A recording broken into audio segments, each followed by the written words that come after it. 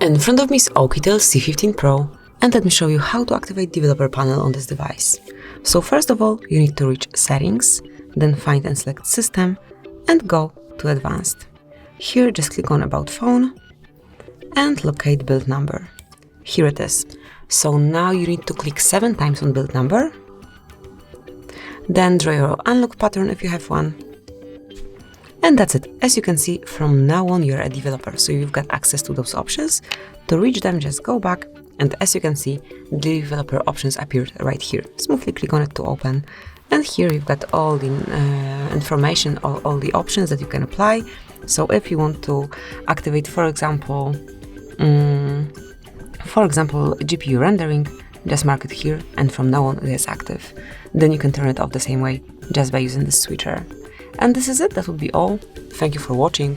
Please subscribe our channel and leave the thumbs up.